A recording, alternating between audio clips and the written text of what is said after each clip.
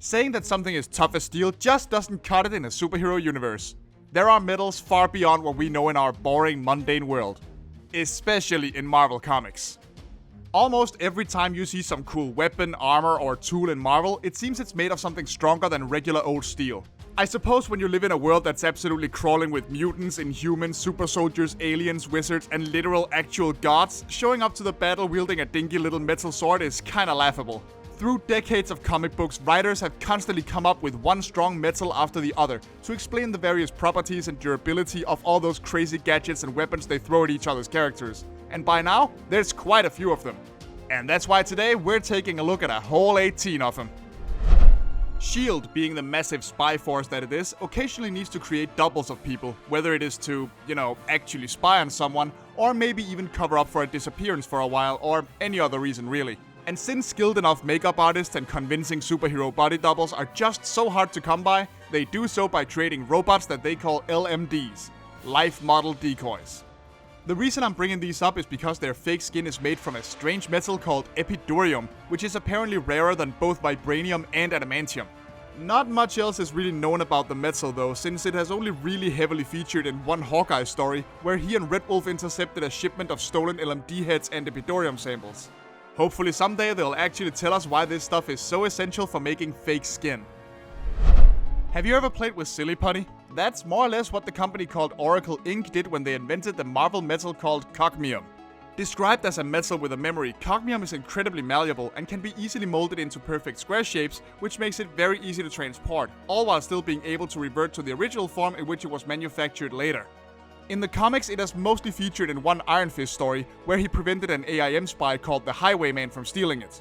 However, it has had one pretty big role in the MCU. It was this material that Dr. Oyama used to fix the spine of Benjamin Poindexter, the MCU version of Bullseye, although he was never directly called that, after Wilson Fisk broke it in the 3rd season of the Daredevil TV series. Good for little old Cogmium getting some of that big media attention. Adding organic steel to this list might be considered cheating since, technically speaking, it isn't really an actual metal, as much as it is a substance created within the bodies of particular mutants. More specifically our boy Piotr Rasputin, who's known better to X-Men fans as Colossus. This big boy is capable of transforming his entire body into this strange malleable metal at will, pretty much instantaneously making him super strong and durable without actually hindering his mobility. Due to being unique to him and mostly being reminiscent of normal steel, it ends up near the bottom of the list, but don't let that fool you. Colossus's name is well earned, and this dude can definitely take a licking. Continuing our little round trip of Marvel characters covered in metal from head to toe, the Silver Surfer is, surprisingly, actually not made of silver. Instead, the material giving him a silvery sheen is a metal coating created by Galactus called the Galactic Glaze. On top of just looking sleek and shiny, this metal is imbued with a power cosmic, which is part of what gives the Surfer so many of his abilities. The metal also seems to be under the control of his own mind to at least some degree, as he's able to heal it rather fast when he's damaged, control his board without necessarily riding it, and even creating new boards out of his own body should he ever somehow lose the first one. I just have a hard time taking the fact that it's called Glaze seriously. I can't help but imagine Galactus coating planets in it before he chows down for extra sugary flavor. Oh, those wacky comic book Soviets. They see the American superheroes flaunt their sci-fi supermetal, and what do you know? They instantly want to have the same thing. During the Cold War, in an attempt to recreate Adamantium, which we'll get to later, don't worry, the Soviets ended up creating Carbonadium, which is almost but not quite as strong and durable as Adamantium, but a heck of a lot cheaper and easier to produce. It does have a few drawbacks though, what with being kind of radioactive. This means that Carbonadium users also need to acquire something called a Carbonadium synthesizer to go with it. Although it also makes it real handy against foes that have healing factors. It's mostly known for being the stuff that Omega Red's coils are made of, but it also features in Dr. Octopus's arms and in Deadpool's katanas. I don't know what Doc Ock's excuse is, but yeah, I can't imagine Deadpool caring too much about potentially suffering a few radiation burns. And here's one of the big boys. Vibranium is without a doubt one of the most famous of all the fictitious metals you can find in the Marvel universe. After a meteor containing the stuff landed in Wakanda long ago, it became the basis of that entire country's technological advances, in part due to its unique ability to absorb, store, and discharge kinetic energy with powerful results. The Black Panther villain Claw has basically based his entire supervillain career on attempting to get his solid sound-based hands on it in the comics, and it remains a very sought-after material. Curiously, it also seems to have some odd mutagenic effects, as several Wakandans have mutated slightly due to long exposure to it. That seems like something that should be considered when you build whole cities and military weaponry out of the stuff. Fighting bad guys with various kinds of super metal is all well and good, but every now and then you end up fighting various kinds of paranormal and magical enemies that don't really care what fancy name you came up with for the metal your sword is made of. And that's where Nanominium enters the picture. Owned by the organization known as MI13, which is Britain's foremost paranormal agency in the Marvel Universe, Nanominium is a substance that can be applied to other items and is capable of negating magic. One of its most prominent users is Rambling Sid Ridley, who used a lion rampant engraved shield coated in the stuff to fight off fairies and other supernatural threats, including an extra-dimensional Jack the Ripper. This guy, also called Captain Midlands, was basically Britain's answer to Captain America in the 1940s, so we're talking about a World War II veteran running around bashing fairies with a metallic anti-magic shield. If that doesn't sound ridiculously awesome, nothing does. Sure, Vibranium has become pretty famous lately, but Adamantium is without a doubt the most famous out of all of Marvel's fictional metals. This is in no small part thanks to being what fan favorite Wolverine's iconic claws are made of. Well, that and his whole skeleton. Except for those times when it's just made out of regular old bone. Yeah, comic books are weird like that. According to the comics, adamantium is a moldable alloy that, once properly molded into its desired shape, cannot be remolded to anything else no matter what you do to it, and which lasts an incredibly long time. And if the fact that Wolverine's skull was once seen among Apocalypse's belongings in a far-off future is anything to go by, that last part certainly rings true. It's probably a good thing too, since Logan, thanks to his healing factor, has a very extended lifespan, and it would kinda be a problem if he had bones made of regular metal that eventually began to rust. Like, seriously, can you imagine literally having rusty bones? My back hurts enough just getting out of bed in the morning. I don't want any of that nonsense.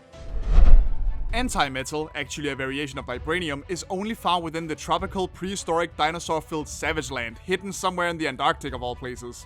As for how it gets its name, well, it's simple. It somehow practically liquefies all other solid metals within a certain distance, and due to its own strange vibrational properties, it wards off sonic attacks and can even be used to open rifts to other dimensions if attuned correctly. It has later become a pretty sought-after material by many of Marvel's criminal elements, but one of its more notable uses is Parnival Plunder, also known as the Plunderer. This guy uses the Phlogistone his father made from the anti-metal to melt any weapons used against him. Who knows, maybe he can use it to steal a cooler name someday. Not to mention a better costume. This one's a little bit tricky since we're not so much talking about a specific named metal, but rather two weapons made in a very unique way. But to get to the point, in the Marvel Universe there exists a mad, immortal Japanese swordsmith by the name of Muramasa, who has created two magical blades. One of them is called the Black Blade, and it gives its user immense strength and durability in exchange for gradually turning them more murderous. But there is a second Muramasa blade that Wolverine wielded for a while, because if there's one thing the dude who has knives sticking out of his hands needs, it's a sword. Now, like I said, what makes these blades special and magical is not so much the metal they're made of, but the fact that they're forged with a little bit of the wielder's very soul mixed into them. Wolverine's soul sword has later been melted down into bullets, and Muramasa also later created a shield in order to counter the sword. Man, if this keeps up, poor Logan's soul is gonna end up looking like Swiss cheese. Did you ever wonder where adamantium got its name? Well, apparently it's named after a different golden metal called adamantine, or to be much more colorful and make it sound much, much cooler, the metal of the gods. Greek gods, to be more precise. Aside from being a nearly indestructible metal, adamantine is good for deflecting just about anything, as it can not only withstand magic, but also protect its wielder from psychic attacks. It also has the super cool ability to deflect concussive blasts of energy. Like I said, it's mostly used by the Greek pantheon in the Marvel Universe, with Hercules' golden mace and Namor's trident, named the Trident of Neptune, probably being the most famous items made from it. Fittingly considering the name, Mysterium is one of the weirdest metals on this list. Or rather, the way you actually get to it is pretty weird. In order to even farm Mysterium at all, S.H.I.E.L.D's sister organization SWORD has a team of mutants with various levels of teleportation powers, known as the Six, combine their abilities in order to reach into a dimension called the White Hot Room. And in case you're not aware of what the White Hot Room is, well, it's the home of this little thing in Marvel known as the Phoenix Force. Anyway, as for what Mysterium can actually do, not only is it about as durable as adamantium, it also has various incredibly strong magnetic and anti-magical properties, and can be used to conduct electricity with 100% efficiency, all without retaining heat. And as an added bonus, it's radioactivity proof. Yeah, this stuff sounds pretty useful. No wonder SWORD wants it. This particular metal, which is created when the moon's core is exposed to various types of cosmic energy like the Phoenix Force or energies used by the Beyonder, may be quite powerful, but it's only really all that relevant in the Marvel universe due to the character who found it.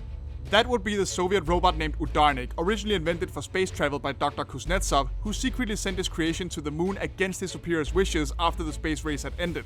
Udarnik found the Phlogistone and, being bitter about being abandoned, used it to build a base called the Crimson Dynamo and a bunch of missiles that he then aimed at Earth, which caught the attention of Iron Man. The real draw of the Phlogistone isn't that it's a great material to make weapons out of though, it's that it makes for a near bottomless clean energy source. Unfortunately, prolonged exposure to it also causes psychosis, hallucinations, and other bad brain juju in humans, which makes it an extremely dangerous material. Okay, now we're going epic and mystical, because I swear that trying to describe the metal known as Uru makes it sound like the opening paragraph to a series of fantasy novels. Which, you know, isn't that strange considering it's based on Norse mythology. How's that for a little Scandinavian pride on my part, huh? This cosmic metal, believed to have existed since the universe was first created, originates from Nidavellir, the land of the dwarves, which is one of the 10 realms connected by Yggdrasil. Here, the dwarves forged the magic-absorbing Uru metal to create the most powerful weapons known throughout the realms, including a little trinket you might have heard of called Mjolnir, the hammer wielded by everyone's favorite thunder god. Other weapons made from this godly material include Odin's spear Gungnir, the Destroyer armor, Beta Ray Bill's Stormbreaker, Thunderstrike's mace, and many other awesome bad guy bashing tools. Cavorite is a man-made metal that none other than our very own Carol Danvers did a number of experiments on back when she used to work for NASA in the comics. When exposed to the right balances of various types of energy, Cavorite is capable of all sorts of incredible feats, ranging from creating anti-gravity systems to powering vehicles capable of traveling faster than light. As a result, multiple supervillains have tried to get their mitts on it, including the Super Skrull, Madame Hydra, and the Silver Samurai. It's also unique on this list in that this metal was not actually invented by Marvel. It's a common fictitious metal used in many sci-fi stories, first mentioned in H.G. Wells' novel The First Men on the Moon, released in 1901. There's a bit of fine literary knowledge to impress your family with on trivia night. Among the many planes, realms, and dimensions floating around in the Marvel universe, we find Limbo, otherwise known as the Other Place. Not really being related to the Christian idea of limbo as a plane existing in between heaven and hell in the afterlife, it is instead a dimension inhabited by demons. In a cave deep beneath the surface of outer space lies the Heart, made entirely of a metal called Promethium, which functions as an inexhaustible energy source that powers the entire place. Its most notable use was when Dr. Doom used it to turn Desmond Pitt, an old army buddy of Ben Grimm's, into a creature called Darkoth the Death Demon by, among other changes, enforcing his bones with the stuff. He also once tried stealing it to use it as an energy source for Latveria, but that one didn't quite pan out. Here's one that didn't actually originate in the comics, but on TV, namely in the first season of Agents of S.H.I.E.L.D. Found in Malta by Ian Quinn, Gravitonium gets its name due to the odd effects it has on local gravity fields. In its normal state, it's constantly distorting, but when it's exposed to electricity, it solidifies and starts to randomly screw with the rules of gravity around it, causing unpredictable effects. Needless to say, a substance this powerful quickly became an object of interest to just about everybody, Hydra included, and the material played a big role in Season 5 in particular. While the metal is unique to the show, it should be noted that the man who theorizes its existence, Franklin Hall, did become the gravity-bending supervillain Graviton in the comics, so they didn't pull the idea for the material out of nowhere. Unfortunately for Hall though, he's not quite so lucky in the show. And here it is, the real OG, the biggest boy, the metal to end all Marvel metals, the material used to create one of the entire franchise's most iconic items, the near indestructible shield of Captain America, Proto-Adamantium. Since its creation by Dr. McLean back when Steve Rogers became Captain America, this metal has never been successfully recreated. Supposedly it was made out of some kind of miracle fusion of adamantium and vibranium that, theoretically, shouldn't even have been possible to begin with. This thing isn't just hard, it's outright stated to be one of the most indestructible items in the known Marvel universe, impossible to break with simple force. Anytime the shield has taken damage, it took extreme measures. Dr. Doom did it while empowered by Beyonder energy, Thanos used the Infinity Gauntlet, Molecule Man broke it down due to his ability to control matter, Thor was wielding the Odin Force, and the villain Serpent was empowered by the fear of literally all people in the world when he managed to damage it.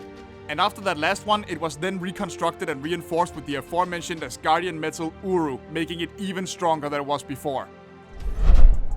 Hey folks, I'm Bjarke Johansen, and I'm the guy who made this video. Which one of these metals do you want a weapon made out of? I'm sure we can come up with even more ludicrously powerful metals. Hyper-Gravitonium, Galactically Enforced Cavorite, Epidurium Plus, I don't know, I'm not a metallurgist, I'm just making up silly names.